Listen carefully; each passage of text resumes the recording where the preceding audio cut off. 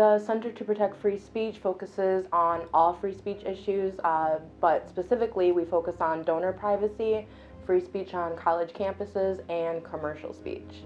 The hot topic issue right now is definitely around donor privacy.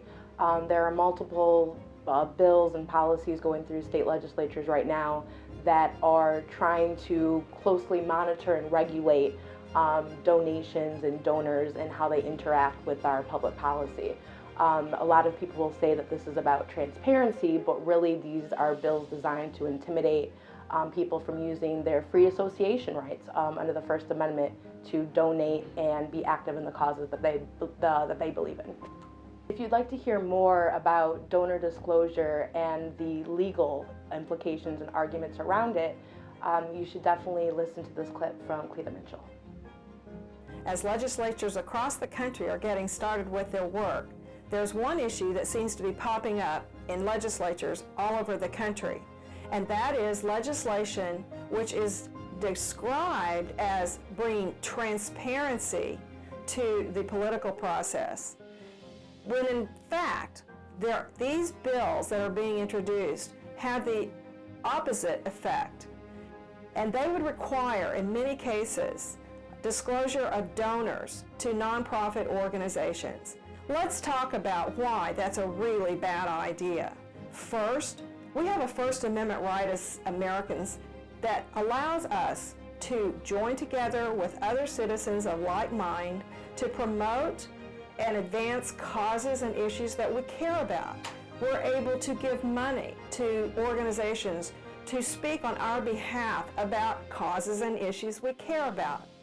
What has been going on for a number of years now is that leftist organizations, George Soros-funded organizations and entities have been working to try to force disclosure of donors to nonprofit organizations. Now, why would they want to do that?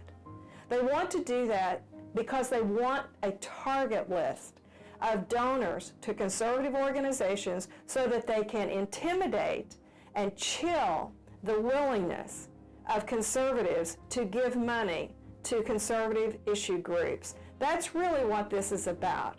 And we would call on state legislators to remember our First Amendment rights and to reject legislation, any bill that would convert a nonprofit organization to a political committee.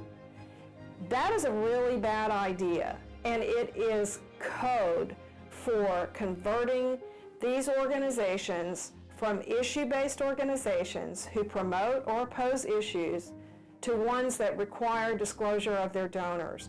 And look at these, some of these bills call for redefining what is an independent expenditure. An independent expenditure should be defined by law in the same way the Supreme Court defined it in 1976 in Buckley versus Vallejo.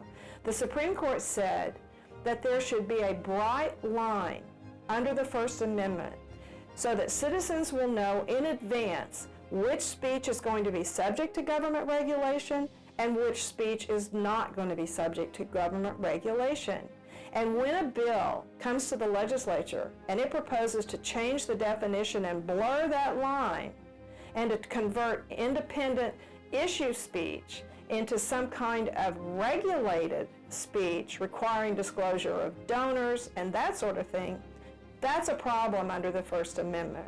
So we would urge every legislator in America to look at these bills and not be misled by the local editorial board or Common Cause or the groups that really are seeking to violate the First Amendment rights of American citizens. So look at those bills. Be aware of what these really are. These are Trojan horse bills that are meant to silence conservatives. We're looking to conservative state legislators to protect our First Amendment rights.